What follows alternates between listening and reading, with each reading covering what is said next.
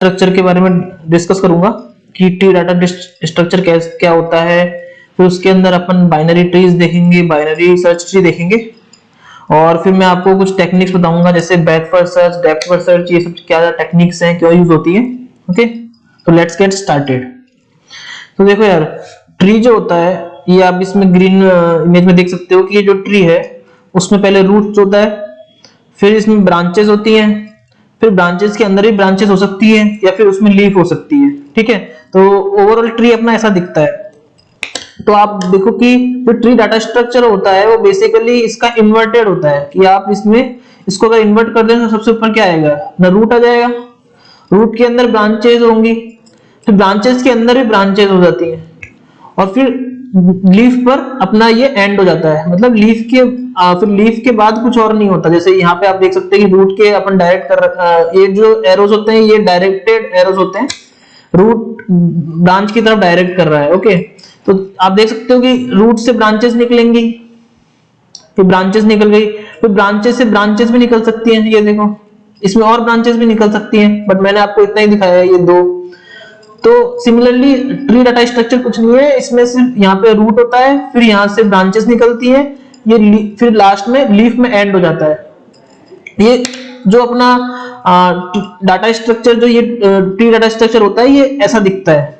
ठीक है, अब अपन इसके नॉमेनक्लेचर्स की बात करते हैं। ये तो जनरल नॉमेनक्लेचर्स हो गई, रूट, ब्रांचेस, लीफ, बट जो अपन एक्चुअल में यूज करते हैं वो अपन यूज करते हैं ये पेरेंट और चाइल्ड रिलेशनशिप। ओके, सो ये पेरेंट और चाइल्ड रिलेशनशिप क्या है इसमें इसमें सिंपली ये है कि जैसे अगर मैं रूट को बोलूं तो रूट अपना पेरेंट है किसका, this branch, this branch, this branch, this branch.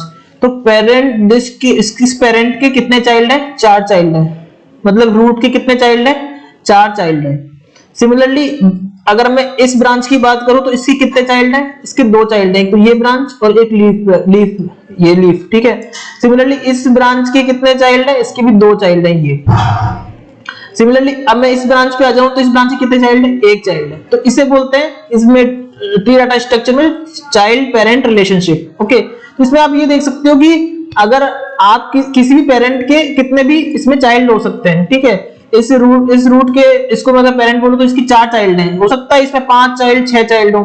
पर एक बात ध्यान रखने की है कि किसी भी चाइल्ड का सिर्फ एक ही पेरेंट हो सकता है। जैसे इस ब्रांच का एक ही पेरेंट है रूट, इसका कोई और दूसरा पेरेंट नहीं हो सकता, नहीं तो वो ट्री डाटा स्ट्रक्चर नहीं रहेगा। मान लो अगर मैं कोई एक नोड मतलब कहीं से एक डायरेक्टेड ग्राफ यहां बना दिया मैंने, एक और ये ऐसा ये एरो मैंने कहीं से और इसके ऊपर आ गया, तो ये ट्री डाटा स्ट्रक्चर नहीं रहेगा, क्योंकि किसी भी चाइल्ड का एक ही पेरेंट हो सकता है ट्री डाटा स्ट्रक्चर में। तो सिमिलरली आप देखोगे कि हर नोड के ऊपर सिर्फ एक ही एरो होना चाहिए जो उसकी तरफ आए, बाकी निकल कितने भी एरो सकते हैं, क्योंकि वो कितने भी चाइल्ड रख सकता है लेकिन उसका पेरेंट सिर्फ एक ही होगा। ठीक है, तो ये बेसिक है। बेसिकली ट्री डाटा स्ट्रक्चर क्यों कहा अपन ने, क्योंकि वो उसका शेप ऐसा होता है, जनरली ट्री जैसा होता है। अगर आप इसको उल्टा करके देखो तो बेसिकली ऐसे अपन इसको ट्रीज की तरह डिफाइन कर सकते हैं। बट अपन कौन सा नॉमेनक्लेचर यूज करते हैं, अपन बेसिकली चाइल्ड पेरेंट यूज करते हैं। ठीक है, तो अब चाइल्ड पेरेंट में मैं एग्जांपल देता हूं इसका। तो देखिए इसमें आप मेरे साथ बोलिए कि 1 क्या है, पेरेंट है किसका, 2 3 4 का पेरेंट है, और 2 क्या है, चाइल्ड है किसका, 1 का चाइल्ड है, 3 किसका चाइल्ड है, 1 का चाइल्ड है, 4 किसका चाइल्ड है, 1 का चाइल्ड है। सिमिलरली 5 किसका चाइल्ड है, 2 का, 6 किसका चाइल्ड है, 2 का, और 2 किसका पेरेंट है, 5 और 6 का। तो एक पेरेंट के कितने भी चाइल्ड हो सकते हैं, ये आप हमेशा इस एरो से पता लगा सकते हो कि कौन चाइल्ड है कौन पेरेंट है। जैसे इस तरफ टू की तरफ ये एरो है तो मतलब 2 अपना चाइल्ड है और 1 अपना पेरेंट है। तो सिमिलरली आप इस तरह से आप ट्री डाटा स्ट्रक्चर को डिफाइन करते हो। तो अपन ने सीख लिया है कि इसमें अपन पेरेंट किसको बोलते हैं और चाइल्ड किसको बोलते हैं। मतलब 2 किसका पेरेंट है, 2 पेरेंट 5 और 6 का है, और चाइल्ड किसका है, 1 का। किसी भी नोड, इनको नोड बोलते हैं, ये जो आप सर्कल में देख रहे हो, और इनको एजेस बोलते हैं। तो किसी भी नोड के एक ही पेरेंट हो सकता है बट उसके कितने भी चाइल्ड हो सकते हैं। ये ट्री डाटा स्ट्रक्चर की बेसिक डेफिनेशन है। ठीक है, और ट्री अपन क्यों बोलते हैं वो मैंने आपको बता ही दिया कि वो ट्री जैसा लगता है। आप देखोगे तो उसमें एक रूट होता है, फिर लास्ट में इनको लीफ बोल दिया, तो वो बेसिकली एनालॉजी लगाई है कि इसको ट्री बोलेंगे हम, ट्री डाटा स्ट्रक्चर। ठीक है, अब अपन पढ़ेंगे बाइनरी ट्रीज। अभी अपन ने देखे ट्रीज जिसमें एक पेरेंट के कितने भी चाइल्ड हो सकते हैं। लेकिन बाइनरी ट्रीज स्पेशल ट्रीज होते हैं, इसमें एक पेरेंट के मैक्सिमम 2 चाइल्ड हो सकते हैं। जैसे इसमें देखेंगे इंपॉर्टेंट पॉइंट्स में, in binary tree each parent node can have at max 2 child node. Okay, और बाइनरी सर्च ट्री का स्पेशल केस, ये binary search tree binary tree का स्पेशल केस है, वो मैं आपको बाद में डिस्कस करूंगा। अभी तो देखिए ये बाइनरी ट्री एग्जांपल देखिए, एक किसका पेरेंट है, 2 का, इसके एक के कितने पेरेंट है, 1 है, तो सही है कि किसी भी पेरेंट की बाइनरी ट्री में 0, 1 या 2 चाइल्ड हो सकते हैं। जैसे 2 के इसमें 2 चाइल्ड है और 3 और 4 के कोई चाइल्ड नहीं है, तो इसलिए ये बाइनरी ट्री है। ये वाला एग्जांपल ही बाइनरी ट्री है, क्योंकि 4 के 2 चाइल्ड है, फिर 2 के भी 1 चाइल्ड है। सिमिलरली ये भी अपना एग्जांपल ऑफ बाइनरी ट्री है कि 5 के 2 चाइल्ड हैं और 1 के भी 2 चाइल्ड हैं, इसके भी 2 के भी 2 चाइल्ड हैं। तो इसमें आप देख सकते हो 6 और 7 के कोई चाइल्ड नहीं है, इसमें यहाँ पे कोई नोड नहीं है, और 8 का भी कोई चाइल्ड नहीं है, 9 का भी कोई चाइल्ड नहीं है। तो आप देख सकते हो कि बाइनरी ट्री की सिंपली क्या हुआ, बाइनरी ट्री एक वो ट्री है जिसमें एक पेरेंट के एट मैक्स 2 चाइल्ड हो सकते हैं, तो उसे हम बाइनरी ट्री कहते हैं सिंपल। आप देख सकते हो ये बाइनरी ट्रीज नहीं है, क्योंकि इसमें देखो आप इस पेरेंट के 3 चाइल्ड हो गए, इसमें देखो इस पेरेंट के 3 चाइल्ड हो गए, इस पेरेंट के 3 चाइल्ड हो गए, तो ये अपना बाइनरी ट्री नहीं है। तो मैंने आपको एग्जांपल बता दिए, ये ट्रीज है बट ये बाइनरी ट्रीज नहीं है। ठीक है, अब बाइनरी ट्री और बाइनरी सर्च ट्री में क्या डिफरेंस है, ये क्या होता है, बाइनरी सर्च ट्री क्या है। बेसिकली बाइनरी ट्रीज में अपन को पता है, बाइनरी सर्च ट्री भी एक तरह का बाइनरी ट्री है, पर इसमें डिफरेंस यहाँ पे आता है कि आप डाटा कैसे स्टोर करते हो। अगर मान लीजिए बाइनरी ट्री में आप डाटा कैसे भी स्टोर कर लो, 1 2 3 3 को यहाँ कर दो, 4 को यहाँ कर दो, 6 को यहाँ, 6 को इसकी जगह लिख दो, 7 को यहाँ लिख दो, तो अभी वो बाइनरी ट्री रहेगा। पर बाइनरी सर्च ट्री में बाइनरी ट्री होता है, बट उसमें डाटा एक पर्टिकुलर वे में फिल किया जाता है। कैसे, देखो 7 अपना पेरेंट है, तो पेरेंट के अगर राइट में जाएंगे, पेरेंट का अगर राइट चाइल्ड होगा तो वो उस पेरेंट से ज्यादा वैल्यू रखेगा। जैसे 9 जो है वो पेरेंट का राइट चाइल्ड है, तो इसकी वैल्यू इससे ज्यादा होगी, तो 9 देख रहे हो आप 7 से ज्यादा है। फिर जो पेरेंट का जो लेफ्ट चाइल्ड होगा वो उसकी वैल्यू हमेशा पेरेंट वाले से कम होगी। तो देखो आप 4 7 से कम है, अब अपन 4 पे आ जाते हैं, 4 का राइट चाइल्ड जो है वो इससे ज्यादा वैल्यू रखेगा, तो देखो ये 5 4 से बड़ा है, और जो लेफ्ट वाला है वो उससे कम वैल्यू रखेगा जो अपने पेरेंट से, तो देखो ये 3 रख रहा है। सिमिलरली 9 को देखो, पहली बात तो 9 7 के राइट में तो ज्यादा रखेगा, 7 से 9 है। फिर आप देखो कि अगर इसमें 8 जो है 8 9 से कम में रखेगा, क्योंकि वो लेफ्ट में है और 10 राइट में है। तो सिमिलरली अगर मान लीजिए मैं इसमें ढूंढना चाहता हूं कि मैं 8 ढूंढना चाहता हूं कि इस ट्री में 8 कहां पर है, तो मैं कैसे स्टार्ट करूंगा, मैं यहाँ पे आता हूं, मैं देखता हूं कि यहाँ पे 7 है, और मेरे को पता है कि जो बड़ी वैल्यू होती है वो हमेशा पेरेंट के राइट में होती है।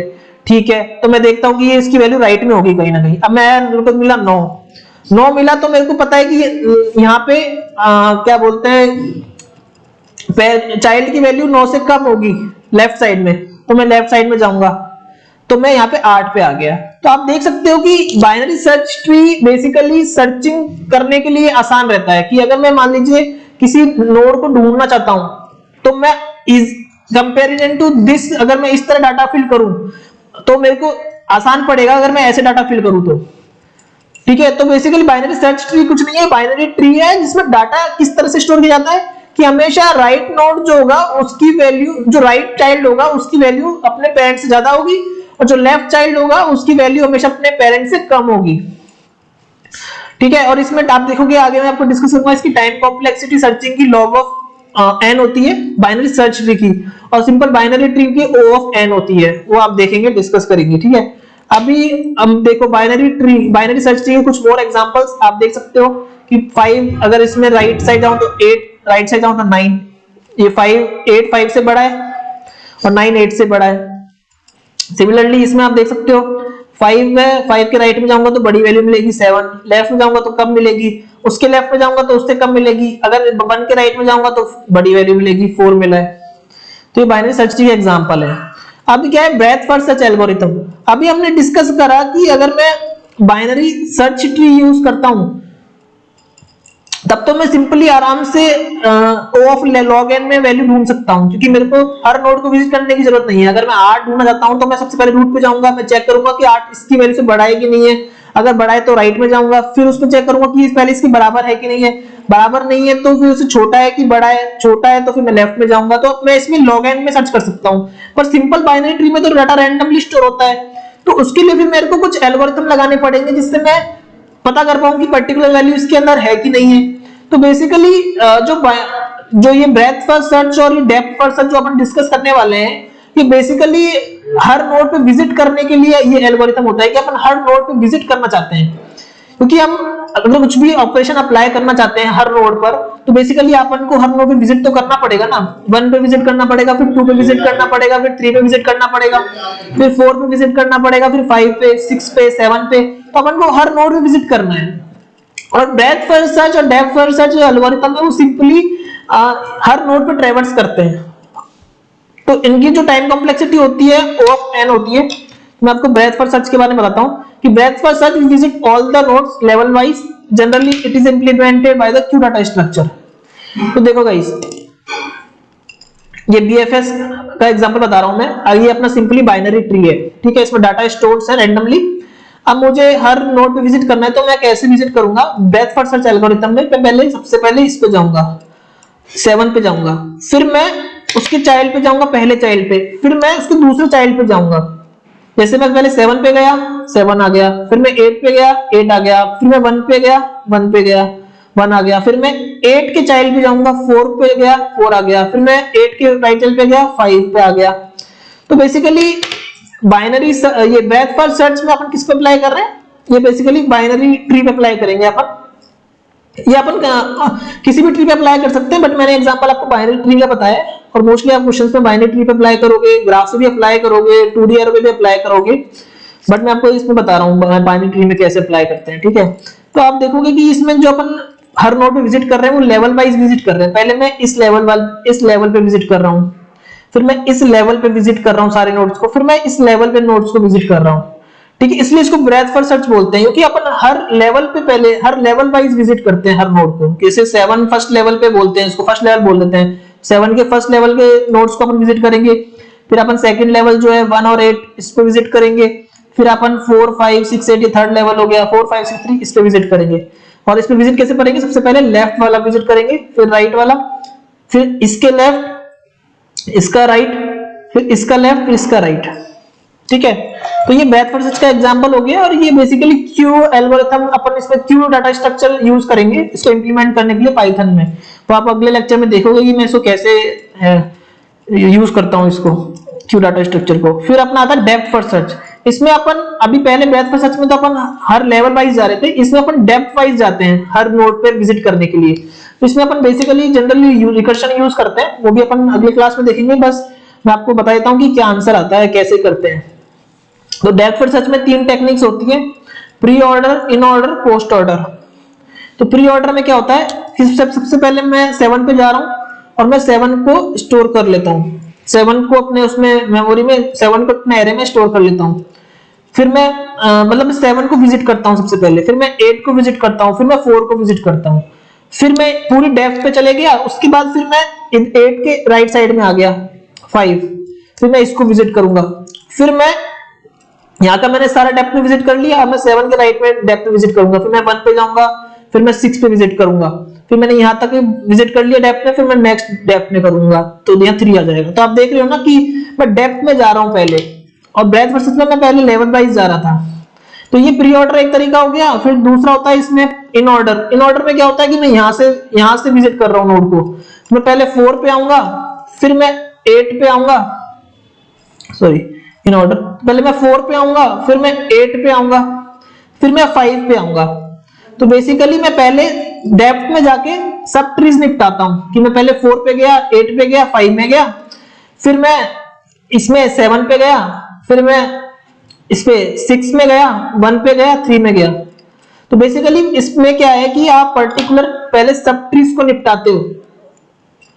जैसे आप डेप्थ में गए, आपने एक सब ट्री निपटाया, फिर आप ऊपर जाके एक सब ट्री निपटाए, फिर आप राइट में गए, राइट में आपने एक सब ट्री निपटाया। तो इसमें इन ऑर्डर में क्या आंसर आता है? 4 8 5, फिर 7 आएगा, फिर यहाँ पे आ जाएंगे 6 1 3।